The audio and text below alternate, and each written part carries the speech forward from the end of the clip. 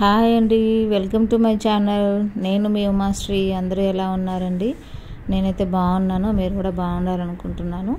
చూసారు కదా, ఈ థంబ్నెయిల్ అయితే మన మేకింగ్ అనుకుంటాము. సో ఈరోజు అయితే మా వారికి లాంగ్ ట్రిప్ ఉందండి. 3 days మన మేకింగ్ ఇంట్లో. ఇది వచ్చేసి గోవా ట్రిప్ అండి. 4 days వాళ్ళ ఆఫీస్ వాళ్ళే 3 nights అండి. 4 days వాళ్ళే ప్లాన్ చేశారు. సో ఇది వచ్చేసి సండే రోజు నైట్ అండి. షాపింగ్కి అయితే వెళ్ళేసి వచ్చామండి. అలాగే తనకి ఆఫీస్కి కూడా అన్నీ కలిపి షాపింగ్ చేసామండి. సో ఇవైతే ముందు రోజు నైటే ప్యాకింగ్ చేస్తున్నామండి. ఎందుకంటే నెక్స్ట్ డే మండే రోజు మార్నింగే తనకి ఫ్లైట్ ఉందండి. 11:45కి ఎయిర్పోర్ట్లో ఉండాలండి. 12:30కి ఫ్లైట్ తనది. సో ఇలా ముందు రోజు నైటే అన్నీ సర్ది పెట్టుకుంటే కొంచెం మార్నింగ్ వెళ్ళేటప్పుడు టెన్షన్ ఉండదు కాబట్టి ఇలా సర్దడానికి అన్నీ చూస్తున్నామండి. ఏంటంటే ఫస్ట్ అయితే ల్యాప్టాప్ కూడా తీసుకెళ్దాం అనుకున్నారు, తిను ఐటీ కాబట్టి. కానీ మళ్ళీ అక్కడ ప్రాబ్లం అవుతుందని చెప్పేసి నేను ల్యాప్టాప్ కూడా తీయించానండి. ఎందుకంటే హోటల్స్లో అక్కడ ఇక్కడ తిరుగుతుంటే మిస్ అవుతుందని. సో ప్రెజెంట్ అయితే ఓన్లీ క్లాత్స్ ఒకటే ప్యాక్ చేసుకుంటున్నారండి. సో రేపు మార్నింగ్ వచ్చేసి మళ్ళీ స్కూల్ కూడా ఉంది పిల్లలకి. సో ఇవన్నీ వాళ్ళని రెడీ చేయడము, మళ్ళీ డ్రాప్ చేసి రావడము, తను కూడా మా వారు కూడా వెళ్ళిపోవడము. సో ఇవన్నీ ఒకేసారి కాబట్టి నేను 5:45కి లేసానండి. సో ముందైతే ఊడ్చేసుకొని తర్వాత ముగ్గు పెట్టుకొని ఇవైతే పనులు చేసుకోవాలండి. పిల్లలైతే ఎవరిని లేపలేదండి, ఎందుకంటే పనులు చేసుకునేవారు. అందుకని కొంచెం లేట్గానే లేపుతాను. సో ముందైతే ఇలా క్లీన్ చేసుకుని తర్వాత ముగ్గేసుకుంటానండి. ఈరోజు వచ్చేసి నేను బ్రేక్ఫాస్ట్ ముందుగా ఇడ్లీ దోశ ఏం నానబెట్టుకోలేదండి. అందుకని చపాతీ ఇంకా పిల్లలకి ఫేవరెట్ అయిన బెండకాయ కర్రీ కూడా చేస్తానండి.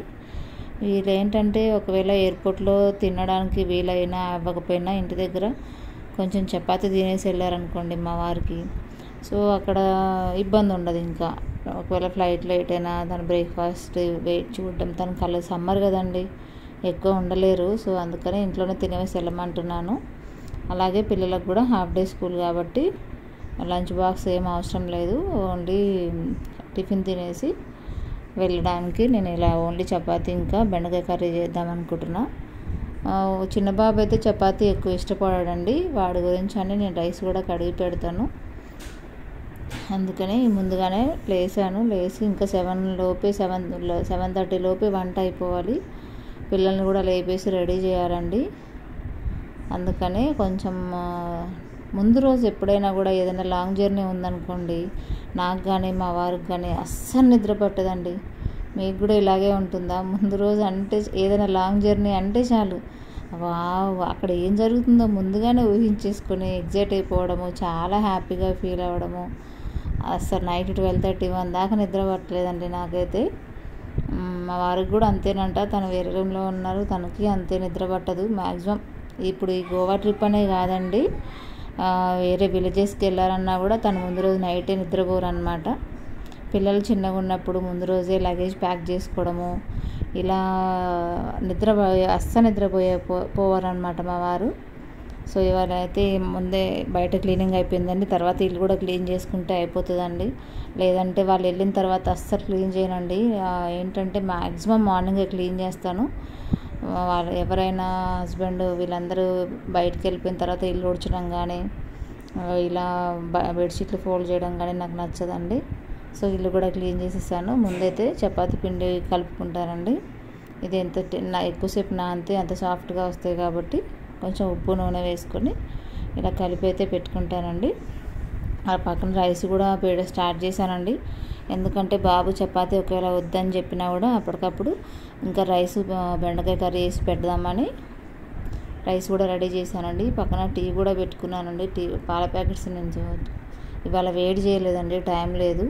మెల్లగా వేడి చేసుకుంటాను ఈవినింగ్. బెండకాయ కర్రీ అయితే అవుతుందండి. బెండకాయ కర్రీ అయ్యేలోపే చపాతీ పిండి రెడీ అవుతుంది, ఒక పక్కన రైస్ అవుతుంది.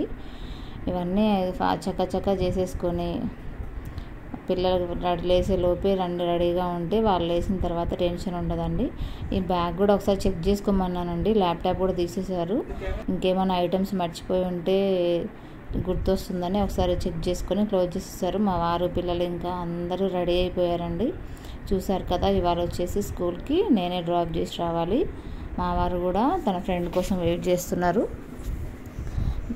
నేను వచ్చినా ఒకవేళ రాకపోయినా తనైతే ఫ్రెండ్ వస్తే వెళ్ళిపోమని చెప్పానండి. ఎందుకంటే ఫ్లైట్కి అక్కడ బోర్డింగ్ పాస్కి టైంకి అటెండ్ అవ్వాలి కదా ఎయిర్పోర్ట్లో. సో అందుకని నేను వెళ్ళమని చెప్పాను, కీస్ ఇచ్చాను. ఇంకా కీస్ వచ్చేసి తను తీసుకెళ్ళిపోమాను, లేదంటే షూరాక్లో ఇంకెవరైనా ఫ్రెండ్స్కి ఇవ్వమని చెప్పాను. చూసారు కదా, ఇప్పుడైతే పిల్లలు రెడీ అయిపోయారు. నేనైతే డ్రాప్ చేసి వస్తానండి స్కూల్ నుంచి. చేసిన తర్వాత ఒకవేళ తను ఉంటేనేమో ఇంకేం లేదండి, తనకి అన్నీ అయితే ప్యాక్ చేసేసాం కాబట్టి తను వెళ్ళిపోయినా లేదంటే ఉన్నా నో ప్రాబ్లము. నేనైతే ఇంకా పిల్లల్ని డ్రాప్ చేసేస్తాను. మ్యాక్సిమం తనే డ్రాప్ చేస్తారండి. మార్నింగ్ ఎప్పుడు స్కూల్లో డ్రాపింగ్ తనది, ఓన్లీ ఆఫ్టర్నూన్ పికప్ ఒకటే నాది. సో ఈరోజు ఇలా అయితే బయలుదేరామండి. పిల్లలు అయితే చిన్న బాబు అయితే చపాతీ తినలేదు, అలాగే రైస్ కూడా తినలేదండి. అందుకనే కొంచెం బనానా అయితే తినబెట్టానండి. ఈ లోపల వాళ్ళు రెడీ అవుతుంటే నేనే తినిపించేసాను బనానా. ఏంటంటే ఇప్పుడు సమ్మర్ కదండి, ఆఫ్టర్నూన్ 1:30 అవుతుంది వాళ్ళని తీసుకొచ్చే లోపే. ఫుల్ ఆకలితో ఇంటికి రాగానే చిరాకు చేసేస్తారండి. పెద్ద బాబు కూడా బనానా ఇచ్చాను, ఇద్దరు తినేశారు. నేనైతే స్కూల్ నుంచి డ్రాప్ చేసి వెంటనే వచ్చేసానండి. ఇంకా తర్వాత మా వారు కూడా వాళ్ళ ఫ్రెండ్ వచ్చారంట, తను కూడా వెళ్ళిపోతున్నారు. ఫస్ట్ టైం చూసేవారైతే సబ్స్క్రైబ్ చేయండి.